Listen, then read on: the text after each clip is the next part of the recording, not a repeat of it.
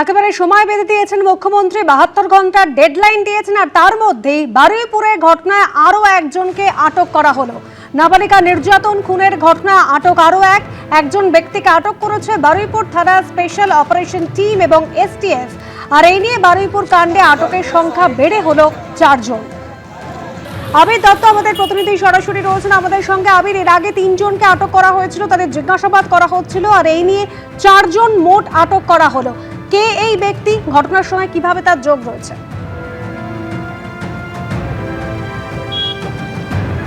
দেখো, শুরুতেই তোমায় বলি, গতকাল মুখ্যমন্ত্রী কিন্তু এসে যেটা জানিয়েছেন যে তারা কোনো রকম শিথিলতা রাখবেন না, এবং যদি পুলিশেরও কেউ এই ঘটনার সঙ্গে পুলিশের ভূমিকাতেও যদি দেখা যায় যে দেরি হয়েছিল, রিয়াকশন টাইম দেরিতে হয়েছে, সেই ক্ষেত্রেও ব্যবস্থা যেমন নেওয়া হবে বলা হয়েছে। তার সাথে সাথে তোমায় জানিয়ে রাখি, যেটা পুলিশ সূত্র থেকে জানা যাচ্ছে যে এই ঘটনায়, যেখানে নাবালিকা ধর্ষণ খুনের ঘটনা, সেখানে একজনকে ইতিমধ্যে আটক যেমন করা হয়েছে, তার সাথে সাথে ঘটনার পরে যে গণ্ডগোলের পরিস্থিতি তৈরি হয়েছে, সেই ঘটনার পরিপ্রেক্ষিতে আমরা দেখেছি যে পুলিশের গাড়িতে ভাঙচুর এবং তার সাথে সাথে এক ব্যক্তিকে পিটিয়ে খুনের অভিযোগ উঠেছিল।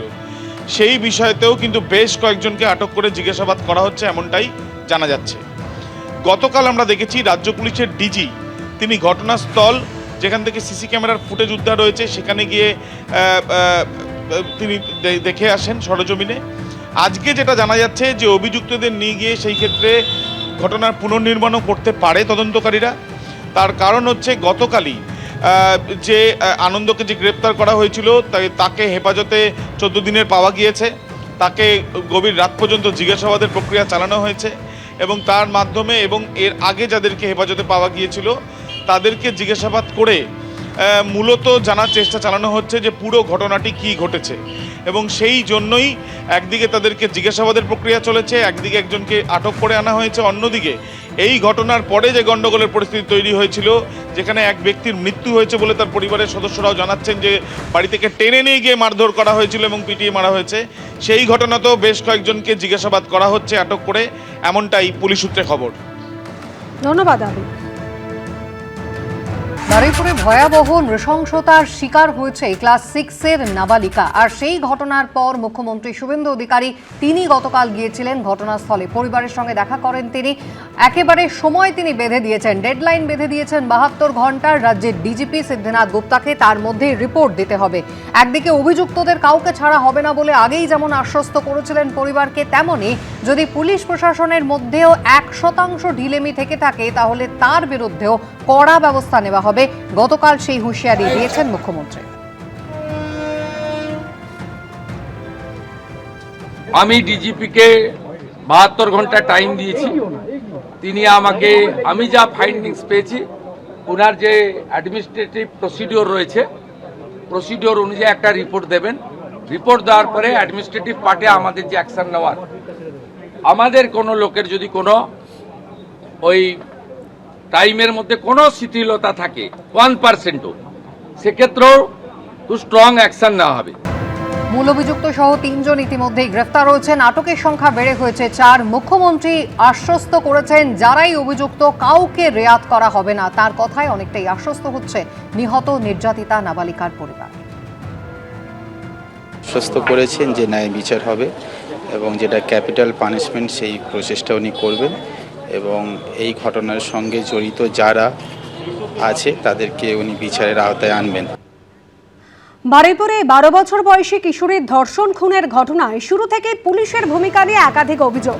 স্থানীয় বাসিন্দা থেকে নিহত নাবালিকার আত্মীয়দের অভিযোগ, শনিবার নাবালিকাকে খুঁজে না পাওয়ার পর স্থানীয় ফাঁড়িতে অভিযোগ জানানো হয়। সেখানকার 2 জন পুলিশ স্থানীয় বাসিন্দাদের সঙ্গে নাবালিকাকে খুঁজতে বের হন। পরে আর পুলিশের সহযোগিতা সেভাবে মেলেনি বলে অভিযোগ। এরপর রবিবার পুকুর থেকে নাবালিকার মৃতদেহ উদ্ধারের দিনও পুলিশ সেখানে পৌঁছায় 1.5 ঘন্টা পর। আর এরপর পুলিশের সামনেই পিটিয়ে খুন করা হয় ইন্দ্রজিৎ মণ্ডল নামে এক যুবককে।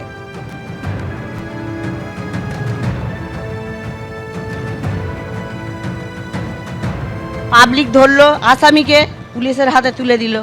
পুলিশ এই আসামিকে সাইড থেকে ছেড়ে দিচ্ছে, পুলিশ ব্যবস্থা নেন। মুখ্যমন্ত্রী আশ্বস্ত করেছেন পুলিশের তরফে যদি 1% গাফিলতি থেকে থাকে তাহলে তার বিরুদ্ধেও কিন্তু কঠোর ব্যবস্থা গ্রহণ করবেন। অন্যদিকে ডিজি তিনি জানিয়েছেন তদন্ত করে ব্যবস্থা নেওয়া হবে।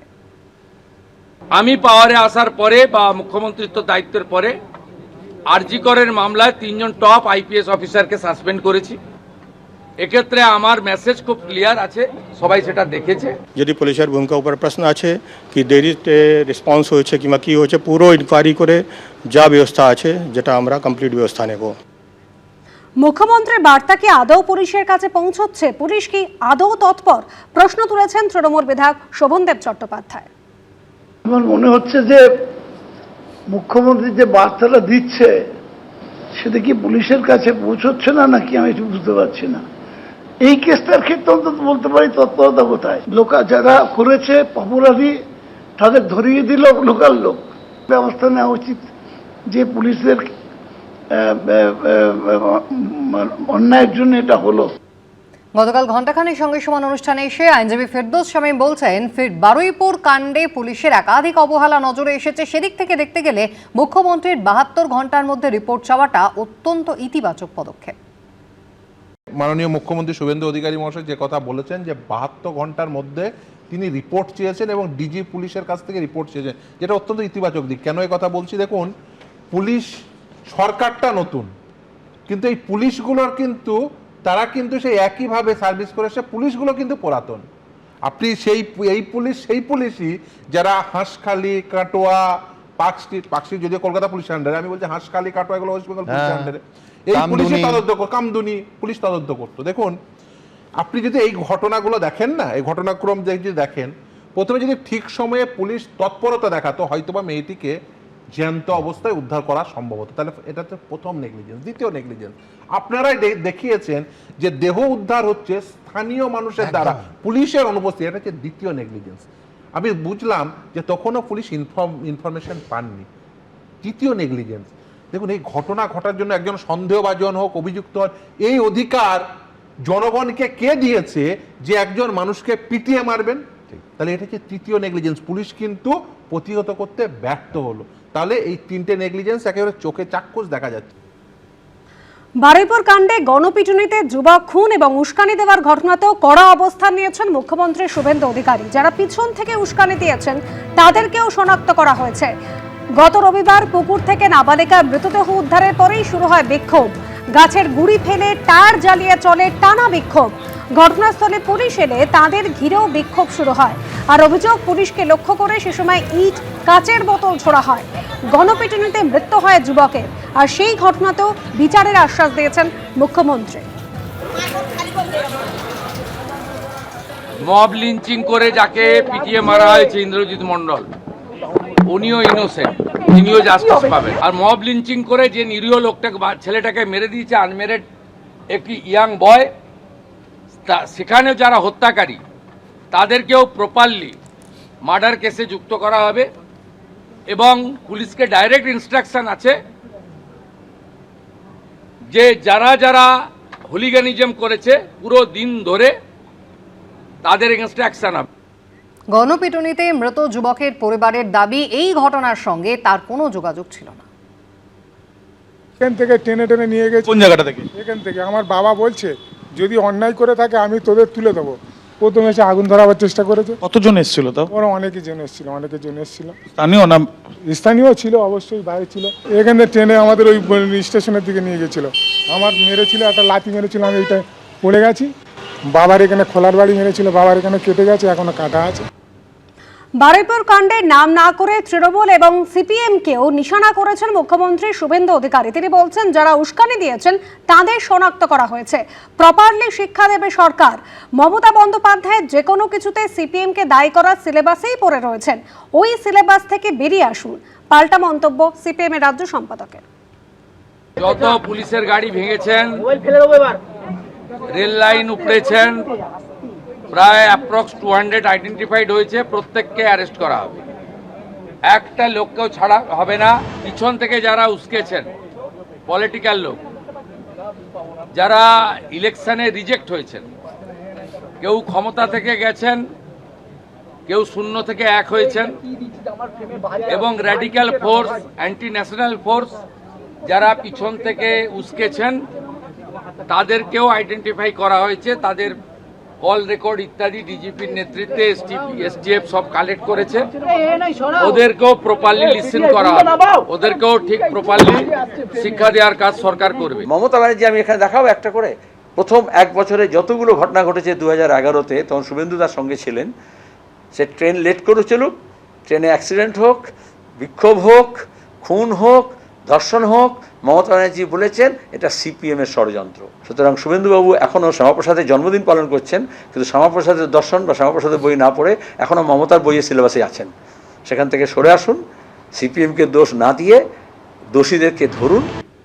গতকাল ঘণ্টাখানেক সঙ্গে সমান অনুষ্ঠানে প্রাক্তন পুলিশ কর্তা অরিন্দম আচার্য বললেন, সরকার বদল হয়েছে, গত সরকারের আমলে পুলিশের ভূমিকা এবং মুখ্যমন্ত্রীর কাজ নিয়ে প্রশ্ন ছিল।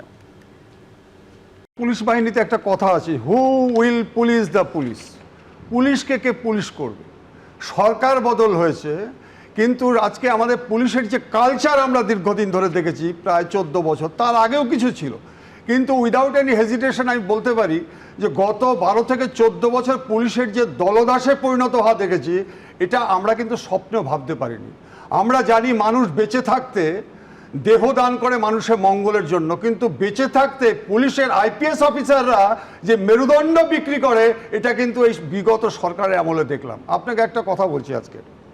প্রথম কথা হচ্ছে যে আজকে যে ঘটনাটা আপনারা দেখাচ্ছেন অত্যন্ত মর্মদায়ক ঘটনা। কেন আজকে বলছি যে পুলিশের যে কাজটা, আমরা যে সমস্ত থানায় চাকরি করেছি, যে সমস্ত পুলিশ অফিসার দাদা বললেন যে আজকে পরিবেশের কথা, সিস্টেমের কথা, আপনি বলুন তো সুমন বাবু, এই সিস্টেমের মধ্যেই তো আমরা পঙ্কজ দত্তকে পেয়েছি, এই সিস্টেমের মধ্যেই তো আমরা আজকে নজরুল ইসলামকে পেয়েছি, এই সিস্টেমের মধ্যেই তো আমরা আরডি মুখার্জিকে পেয়েছি, মালিয়াল সাহেবকে পেয়েছি, আমরা চাকরি করেছি। কিন্তু আমাদের দুর্ভাগ্য আজকে বলতে হচ্ছে আমরা এরকম মুখ্যমন্ত্রী পাইনি, যিনি আজকে তদন্ত করার সময় স্পটে গিয়ে কখনো বলে দেয় না যে এটা লাভ অ্যাফেয়ার্স, আজকে প্রেগনেন্ট লেডি, বলে দেয় না। পুলিশকে যে ইনস্ট্রাকশন দিয়েছে, গো অ্যাহেড, তোমরা অ্যাজ পার ল তোমরা প্রসিড করো, একটা সিট গঠন করেছে under the shade of additional SP. Narendrapur থানা এলাকার ব্যবসায়ী এবং তার নাবালক ছেলেকে অপহরণ করে 5 লাখ টাকা মুক্তিপণ চাওয়ার অভিযোগ উঠল। অবশেষে পুলিশের তৎপরতায় উদ্ধার করা হয়েছে তাদের। কলকাতার মনোহরপুকুর রোডে যেখানে তাদের আটকে রাখা হয়, বিজেপি কর্মীদের দাবি ভোটের সময় সেটি ছিল তাদের ওয়ার হাউস। কিন্তু কিভাবে সেখানে পৌঁছলো অপহরণকারীরা তা এখনো স্পষ্ট নয়। জনবহুল এলাকা থেকে বাবা ও নাবালক ছেলেকে অপহরণের অভিযোগ। খাস কলকাতায় লুকিয়ে রাখা হলো 1.5 দিন, চাওয়া হলো 5 লক্ষ টাকা। অবশেষে পুলিশের তৎপরতায় মনোহরপুকুর রোড থেকে উদ্ধার করা হলো তাদের। নরেন্দ্রপুর এলাকা থেকে বাবা ও ছেলেকে অপহরণ করে মনোহরপুকুর রোডে নিয়ে এসে একেবারে আটকে রাখার অভিযোগ। পুলিশ আসে, এমনকি সেই টাকা নিয়ে আসছে, সেই টোপ দেয় এবং টোপ দেওয়ার পর রবীন্দ্র সরোবর থানা এলাকার এই যে জায়গা, সেখানে নরেন্দ্রপুর থানা পুলিশ হানা দেয়। পুলিশ জানিয়েছে, নরেন্দ্রপুর থানা এলাকার বাসিন্দা, পেশায় ব্যবসায়ী ও তার 17 বছরের ছেলেকে শনিবার অপহরণ করা হয়। পরিবারের কাছে 5 লক্ষ টাকা মুক্তিপণ চেয়ে ফোন যায়। নরেন্দ্রপুর থানায় বিষয়টি জানান ব্যবসায়ীর স্ত্রী। পুলিশ সূত্রে খবর, এরই মধ্যে ব্যবসায়ীর ছেলের ফোন থেকে বাড়িতে ভিডিও কল করা হয়। নাবালক পুত্র জানায় তাদের মারধর করা হচ্ছে, দ্রুত মুক্তিপণ পৌঁছে দেওয়ার জন্য চাপ দেওয়া হয়। দেশপ্রিয় পার্কের কাছে কোনো এক জায়গার কথা জানায় অপহরণকারীরা, যেখানে যত দ্রুত সম্ভব মুক্তিপণের 5 লক্ষ টাকা পৌঁছে দিতে বলা হয়। পুলিশ সূত্রে খবর, এরপর পুলিশের পরামর্শ মতো সেখানে পৌঁছন ব্যবসায়ীর স্ত্রী। আড়াল থেকে সাদা পোশাকে পুরো বিষয়টা নজর রাখছিল পুলিশও। অপহরণকারীদের বলে দেওয়া ঠিকানায় পৌঁছতেই সেখানে হানা দিয়ে সুশান্ত নাথ, বিষ্ণু দাস ও সানি গুপ্ত 3 জনকে ধরে ফেলে পুলিশ। এই যে জায়গা দেখা যাচ্ছে এই শাটার নামানো অবস্থায় রয়েছে, এর ভেতরে একেবারে বাবা ও ছেলেকে, নাবালক ছেলে 17 বছরের, জোর করে নিয়ে এসে আটকে রাখার অভিযোগ 24 ঘন্টা ধরে, এবং মারধর করারও অভিযোগ। দেখা যায় যে শাটার খুলে যখন পুলিশ দেখতে পায় যে ভেতরে বাবা ও ছেলেকে আটকে রাখা হয়েছে। যেখান থেকে উদ্ধার করা হয়েছে বাবা ছেলেকে, তার বাইরে লাগানো রয়েছে বিজেপির পতাকা। বিজেপির দাবি, ভোটের সময় এটা ছিল তাদের ওয়ার রুম, এখানে রাখা থাকতো পতাকা, টেবিল, চেয়ার। এখানটা তো ওয়্যার হাউস, যতদূর জানা আছে এখানে পতাকা, চেয়ার, টেবিল এইসবই রাখা হতো। তো এখানে কোথা থেকে এই ব্যাপারগুলো উঠে এলো, এগুলো তো আমরা আশ্চর্য একদমই। সেটা এখন বলাটা মুশকিল, হয়তো ভেঙে ঢুকেছে বা ডুপ্লিকেট চাবি বানিয়েছে, কিভাবে করেছে সেটা বলা খুবই মুশকিল। না, বিজেপির তো এরা সংগঠনের কেউই নয়, কোনোদিনই ছিল না। অপহরণের অভিযোগে ধৃত 3 যুবককে মঙ্গলবার বারুইপুর মহকুমা আদালতে তোলা হলে 10ই জুলাই পর্যন্ত জেল হেফাজতে নির্দেশ দিয়েছেন বিচারক। পার্থপ্রতিম ঘোষ, রঞ্জিত হালদার, এবিপি আনন্দ। এবিপি আনন্দ, এগিয়ে থাকে, এগিয়ে রাখে।